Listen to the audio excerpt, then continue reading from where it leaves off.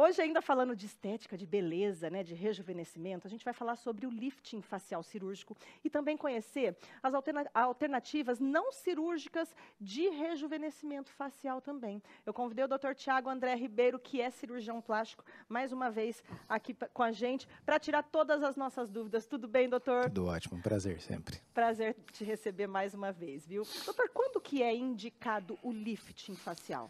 Então, como você mesmo disse, a gente divide didaticamente para o paciente entender nos liftings faciais cirúrgicos e nos liftings faciais não cirúrgicos.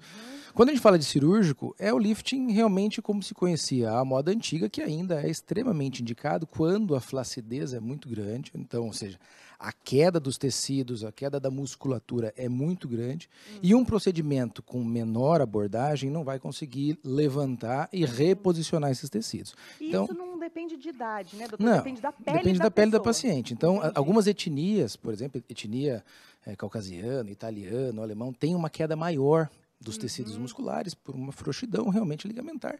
E os pacientes de uma pele mais morena, mais puxando para o negro, têm uma pele um pouco mais tensa. Então, alguns pacientes você vai indicar, às vezes, muito cedo um lifting cirúrgico e alguns pacientes você nunca vai indicar um lifting cirúrgico porque ele nunca vai cair numa indicação realmente de um lifting realmente dito, cirúrgico, que você vai abrir, abordar a musculatura profunda. Agora, doutor, para levantar toda essa pele, onde são feitos os cortes? A gente faz uma incisão que a gente chama de incisão pré-capilar e pré-auricular. Essa é a primeira abordagem. Então, a frente do rosto e a frente do ouvido. A gente trouxe até uma fotozinha. Vamos mostrar essa foto, então, desses cortes? Olha A primeira lá. foto, a gente está mostrando realmente o que acontece com a idade. Né? Então, do lado direito, a gente tem a idade tenra, né? O adolescente jovem.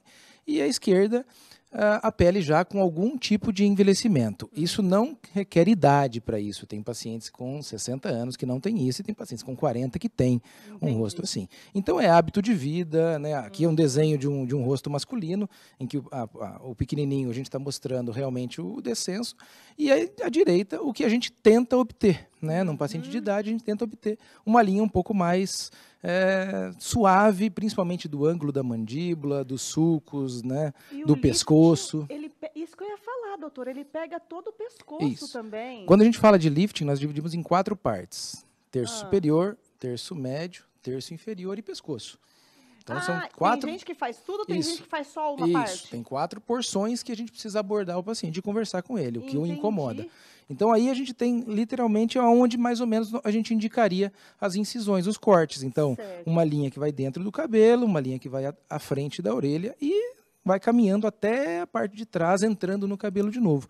Com o objetivo de reposicionar tanto estruturas superficiais, quanto estruturas profundas, musculatura, ligamentos, tudo mais. Como é que é o pós-operatório disso, doutor? O pós-operatório da cirurgia de lifting, só voltando, essa foto é uma foto do que a gente pensa quando a gente trabalha um lifting cirúrgico. Então, todas essas áreas a gente projeta e pensa, o que nós vamos fazer com essa área, o que eu vou fazer com essa área, o que eu vou fazer com...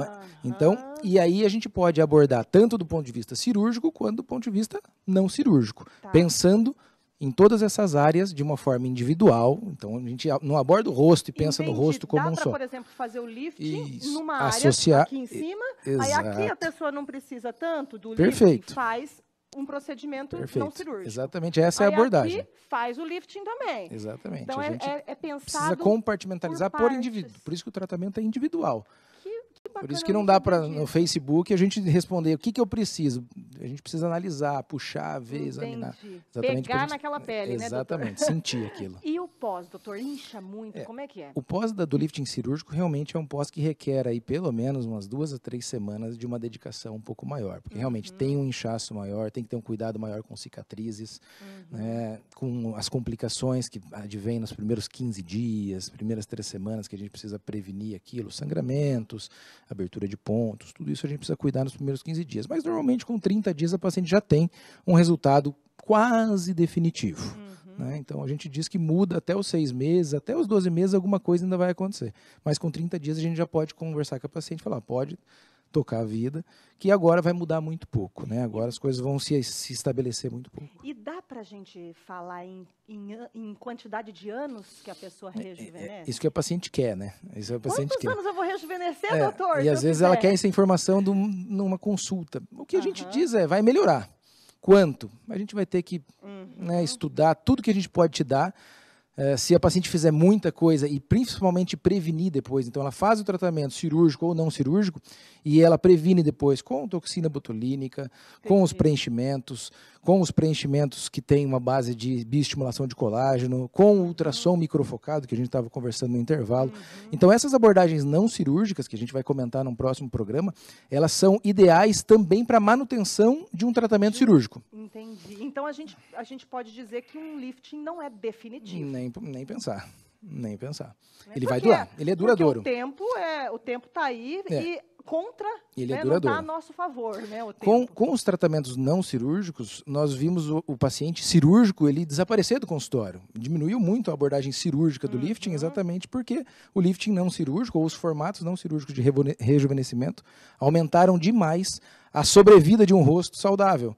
Então, esse rosto saudável chegou aos 70 anos. E, às vezes, chega aos 70, a paciente não quer tanta coisa e a gente faz uma coisa menor, mais minimalista, porque o rosto ainda está bom com 70 anos. E quais os hábitos e vícios que podem prejudicar no resultado desse lifting, doutor? 3 principais. Um deles. Posso chutar um? Vai lá, manda. Cigarro. Cigarro é totalmente contraindicado para você abordar, do ponto de vista cirúrgico, uma cirurgia mais radical. Então, talvez um paciente tabagista, a gente indique um procedimento um pouquinho mais conservador, também com resultado mais conservador, mas evitando um risco do tabagismo. Outro é ganho e perda de peso. Ganho e perda de peso.